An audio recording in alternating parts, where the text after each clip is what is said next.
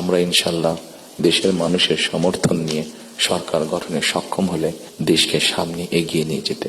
BNP সরকার গঠন করলে জাতিকে সঠিক পথে পরিচালনা করা হবে এমন আশ্বাস দিয়েছেন দলটির নতুন চেয়ারম্যান তারেক রহমান। শনিবার রাজধানীর বনানীর একটি হোটেলে সাংবাদিকদের সঙ্গে শুভেচ্ছা বিনিময় অনুষ্ঠানে এই আশ্বাস দেন তিনি। তারেক রহমান বলেন, গণতন্ত্র ও জবাবদিহিতার প্রক্রিয়া যে কোনো মূল্যে চালু রাখতে হবে। বিএনপি চেয়ারম্যান বলেন, হিংসা, প্রতিশোধ আর প্রতিহিংসার পরিণতি দেশবাসী ৫ই আগস্ট দেখেছে। তাই দলমত নির্বিশেষে আলোচনার মাধ্যমে সকল সমস্যার সমাধানের আহ্বান জানান তিনি।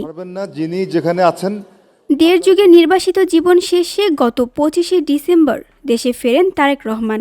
এর কয়েকদিনের মধ্যেই তিনি হারান তার মা সাবেক প্রধানমন্ত্রী খালেদা জিয়াকে। এরপর দলের স্থায়ী কমিটির সিদ্ধান্তে বিএনপির চেয়ারম্যান হিসেবে দায়িত্ব নেন তিনি।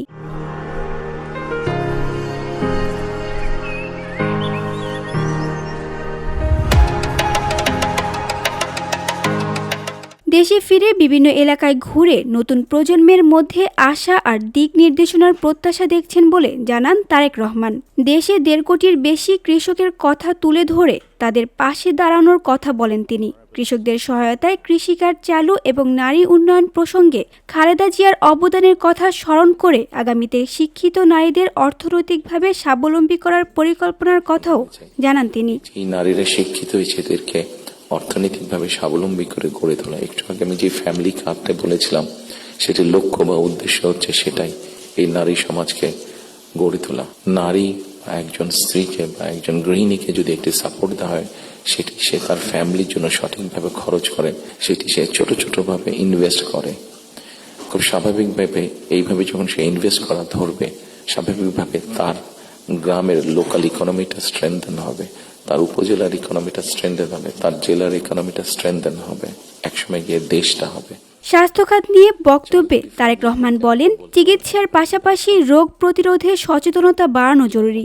এই লক্ষ্যে প্রিভেনশন ভিত্তিক হেলথ কেয়ার ব্যবস্থার পরিকল্পনা রয়েছে। সরকার গঠন করতে পারলে সাংবাদিকদের কাছ থেকে গঠনমূলক সমালোচনার প্রত্যাশা করেন বিএনপির চেয়ারম্যান। মানুষকে যদি সচেতন করা যে এই খাবারগুলো খেও না, তাহলে তুমি কিডনি প্রবলেম হবে না, এই খাবারগুলো খেও না তাহলে তোমার হার্ট প্রবলেম হবে না, এই খাবারগুলো খেও না তাহলে তোমার ডায়াবেটিক হবে না। মানুষকে যদি এভাবে সচেতন করা যায়, তাহলে দেখা গেছে তাদের রাষ্ট্রের খরচ অনেক কমে আসে, মানুষের সুস্থ থাকে।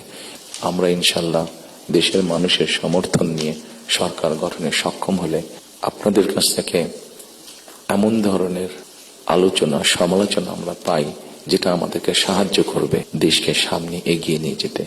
শুধু সমালোচনা করার জন্য নয়, আপনাদের কাছ থেকে এমন সমালোচনা আমরা পাই যাতে আমরা দেশের মানুষের যে সমস্যাগুলো আছে, সেই সমস্যাগুলো যাতে আমরা সমাধান করতে সক্ষম হই। আমরা সরকার গঠনে সক্ষম হলে সেই তানজু হাবিবা, ভিওডি বাংলা, ঢাকা। ধন্যবাদ জানিয়ে আমার বক্তব্য শেষ করছি। আসসালামু আলাইকুম।